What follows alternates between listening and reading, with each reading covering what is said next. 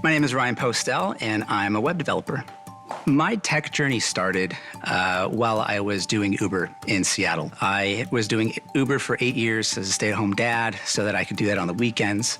And I was picking up all these tech people from Seattle, like Amazon developers, senior developers at Microsoft, and they were talking to me and telling me how they used to be like an English teacher, but then they taught themselves, and now they had the department of AI at Microsoft. And that's what really made it attainable. Like these people that have no tech backgrounds, they're not mathematical or physics geniuses, but they can do this.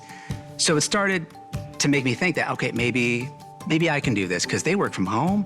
I want to do that. I don't want to leave home and go do this. I want to be home with my kids and be there for them. So that's kind of what started this whole journey. And I asked them how they learned and what they used, and they told me all these different courses and methods. And through those interactions with those passengers, that is what got me started on web development. After about 6 months of driving Uber in Seattle, I was doing like $60,000 to $80,000 a year, working 3 18-hour days a week, Friday, Saturday, Sunday, 3 a.m. to 9 p.m. And then I'd fly out the mother-in-law for 2 weeks at a time every 3 months so that she could babysit for me. I'd go to Seattle. I'd have a little suitcase. I'd make peanut butter sandwiches all day, and I'd just work 14 days straight of 18-hour days just to save up and have a nice cushion. Because I got a family now. If something happens, I need to be able to deal with it. At the end of the day, it's Uber. Your income is not set.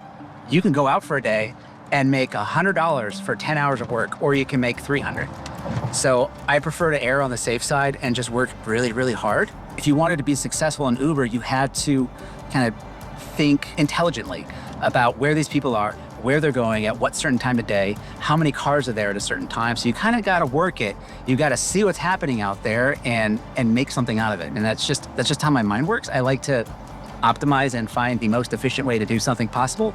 And that's what I did with Uber. If I could go back in time to talk to myself in that Uber while studying, most people would say, Ryan, do web development, do this, do that. But I feel like it would disrupt the timeline. I have to make the mistakes that I make to get to where I am today. Because that's what mistakes are. They're not failures.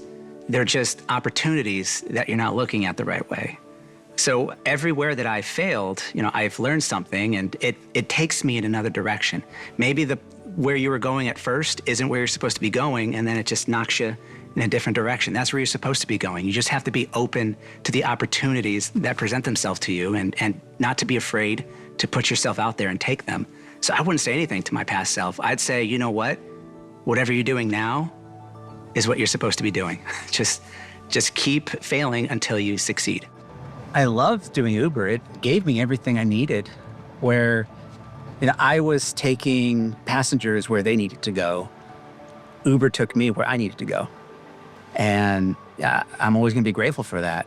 After years of picking up all of these tech people in Seattle and having them in the backseat of my car, now I'm the tech person in the backseat.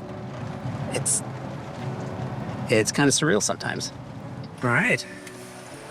This is it. Oh, thanks for the ride, man.